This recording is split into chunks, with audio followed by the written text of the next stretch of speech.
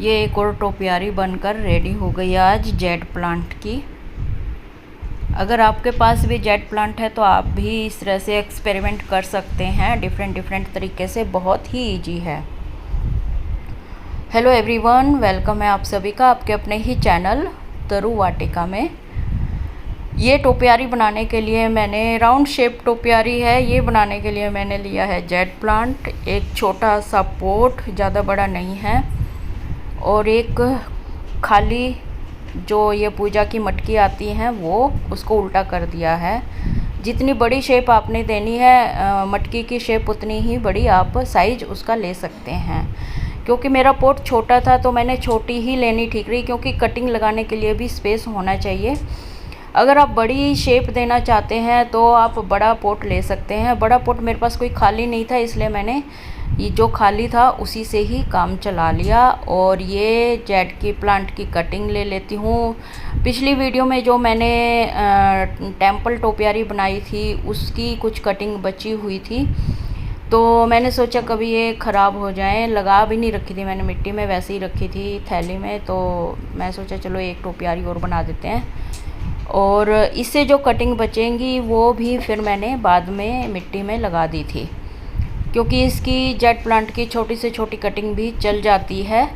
Next time use करने के लिए प्लांट होना चाहिए आपके पास जेड प्लांट, इसलिए ये मैंने इतनी सारी कटिंग काट ली है थोड़ी लंबी, जिससे कि राउंड शेप ऐसे दी जाए मटकी के ऊपर से। तो मैंने पहले क्या किया है, मिट्टी बिल्कुल सूखी थी तो इसमें डाल लिया है पानी, और फिर दोबारा से कॉर्नर पे पानी डाला है जहाँ पर जेड प्लांट की कटिंग लगनी है। तो इस तरह से, क्योंकि पहले अगर पानी डाल लेते हैं तो थोड़ा सा जो कटिंग है वो हिलती नहीं है। ये देखिए, ये मैंने इसके चारों ओर थोड़े थोड़े डिस्टेंस पे कटिंग मिट्टी में इंसर्ट कर दी। और अगर आपके पास छोटी कटिंग है तो छोटी भी ले सकते हैं, बट मैंने जितनी थी उतनी ही ली, क्योंकि थोड़ा फिर भरा भरा सा लगता है, अच्छी ग्रोथ होती है कटिंग की। तो अगर सिंगल सिंगल हम कटिंग लेंगे उससे भी बन जाएगा, लेकिन सिंगल स्टेम वाली जो कटिंग लेंगे। लेकिन ये जो मेरी काफ़ी सारी स्टेम निकली हुई कटिंग थी, ये ही मैंने ली है, ताकि एक बार में आपको भरा हुआ दिखाई दे टोपियारी। और ये ऐसे करके मैं इसके चारों ओर थोड़े थोड़े डिस्टेंस पे लगा लूँगी। अगर आपको खाली मटकी दिखाई दे रही है अंदर से तो आप और थोड़ा डिस्टेंस को और कम कर सकते हैं। ये देखिए, ये मैंने कुछ इस तरह से इसको छुपा दिया है मटकी को, और ऐसे ऊपर पकड़कर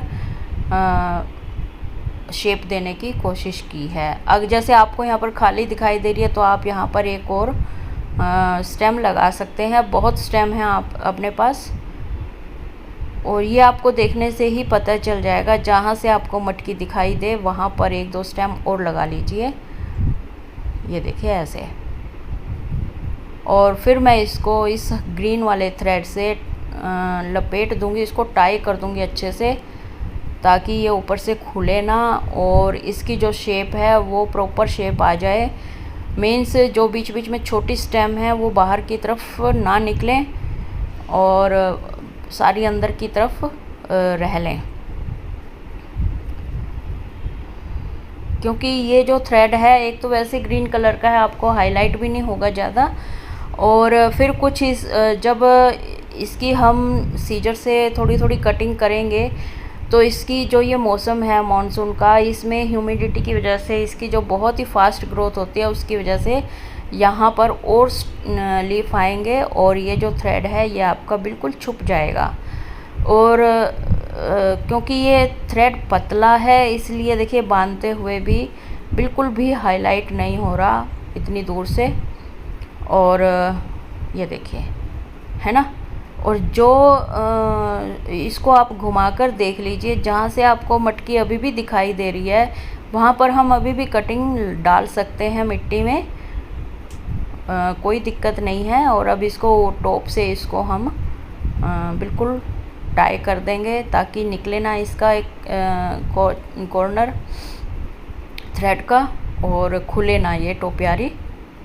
और जो ये ऊपर एक्स्ट्रा हमारी स्टेम बच गई हैं इनको हम कट कर देंगे, और जो स्टेम बचेंगी लंबी लंबी उनको भी हम मिट्टी में डाल देंगे ताकि नेक्स्ट टाइम के लिए हमारी और कटिंग तैयार हो सके। ये देखिए, मैंने कई कटिंग जहाँ से मटकी दिख रही थी उसके बाद भी मैंने कई लगाई हैं और थोड़ा सा अंदर की साइड कर दी हैं। जो आपको आउटसाइड शेप के पत्ता या स्टेम जो कुछ भी दिखाई दे रहा है उसकी आप पिंचिंग कर दीजिए। बस इसमें थोड़ा सा ध्यान रखना है कि हफ्ते 10 दिन के बाद आपको इसकी थोड़ी सी जो ओवर ग्रोथ हो जाती है, जो आउटसाइड दिखेगी, उनकी कटिंग कर देनी है। इसको शेप इसकी मेंटेन रखनी है, तभी फ़ायदा है ऐसी टोपियारी बनाने का। ओवर ग्रोथ हुई टोपियारी अच्छी भी नहीं लगती है, और धीरे धीरे करके जब हम इसकी शेप मेंटेन करेंगे तो इसकी शेप गोल गोल हो जाएगी, बिल्कुल राउंड हो जाएगी। अभी जैसी हमने छोड़ी है वैसी है। जब इसकी शेप थोड़ी इसकी ग्रोथ हो जाएगी और तब हम इसको शेप देंगे तो वो बिल्कुल फुटबॉल की तरह आपको दिखाई देगी।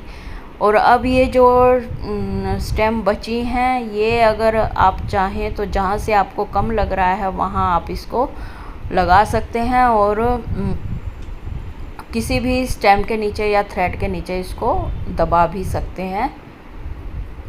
ये देखिए, बिल्कुल भी हाईलाइट नहीं होगी, पता नहीं चलेगा कि ये बाद में लगाई हुई है या साथ में लगाई हुई है। नीचे की साइड से आपको अगर हाईलाइट होती दिख रही है मटकी, तो बिल्कुल छोटी छोटी जो कटिंग हैं, निकली हैं कटिंग, वो आप लगा सकते हैं ताकि ये रेड कलर अंदर का दिखाई ना दे मटकी का, और यहाँ से भी अच्छी ग्रोथ हो। तो एक जो बेसिक शेप है वो इसको आ चुकी है, और इसके ऊपर से अब बिल्कुल फाइनल हम जहाँ कटिंग लगी है कॉर्नर पे वहाँ पर थोड़ी थोड़ी मिट्टी डाल देंगे, क्योंकि जो गीली मिट्टी थी उसको लगाया था, तो उसके ऊपर थोड़ा सा और स्पॉट के लिए थोड़ी थोड़ी मिट्टी ऊपर से हम डाल देंगे। तो ये तो थी टोपियारी, फुटबॉल की शेप में जो टोपियारी होती है, इसको आप राउंड शेप कह लीजिए, फुटबॉल टोपियारी कह लीजिए। ये हमारी बनकर रेडी है, और इसको हमने रखना है धूप में। अभी 1-2 दिन छाया में रख के फिर धूप में रखना है, क्योंकि धूप में नहीं रखेंगे तो इसके जो पत्तों की ग्रोथ है वो कम हो जाएगी। और इसमें अगर आप फर्टिलाइज़र डालें तो नाइट्रोजन रिच फर्टिलाइज़र डालें, क्योंकि उसी से ही इसके पत्तों की ग्रोथ फास्ट होगी। तो इसी के साथ ही वीडियो को एंड करते हैं। बने रहिएगा चैनल पर ऐसी ही और वीडियो के लिए। Bye bye, take care.